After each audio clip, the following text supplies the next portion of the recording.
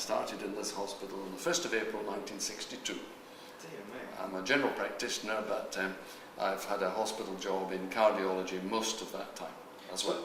So what was your position when you first joined the hospital? I was what's called a houseman, a house surgeon, Okay.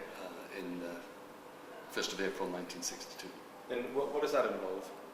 Well, you're the most junior doctor of all, and it involves clerking the patients and taking blood from the patients and presenting case histories to the consultant or the registrar, Yeah. assisting at operations and all that kind of thing.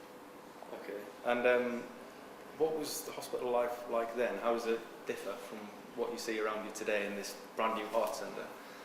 Well, Northampton General Hospital was always a very friendly hospital.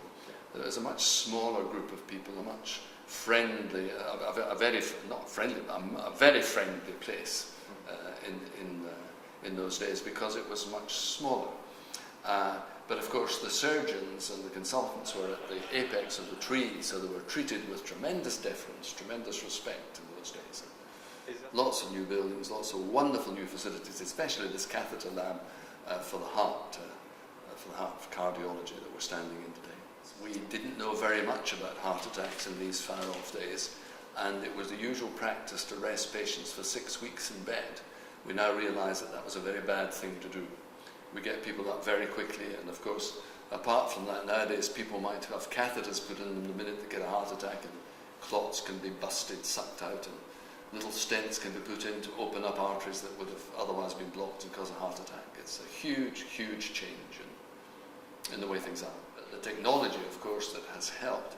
I mean, it started with coronary artery bypass grafts 30, 40 years ago, and since then they've now been able to put catheters inside the coronary arteries and to actually open up blocked arteries and keep them open by putting these little metal stents inside blocked arteries. That's the huge advance. The other huge advance, of course, is that the diagnostic means that they have available nowadays has absolutely mushroomed. Is there any particular anecdote or thing that you've enjoyed at the hospital during your time here? Well, I did a little speech in there, and I was just saying how good it was to work with a team of people, because John Donne said, "No man is an island complete in himself," if you know your poetry.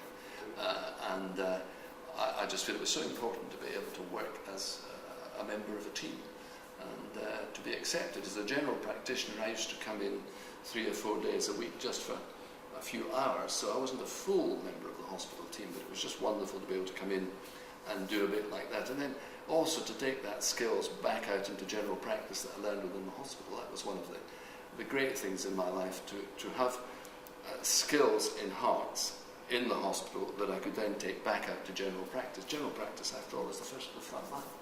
And what will you miss most about this hospital? Oh, the people, the team.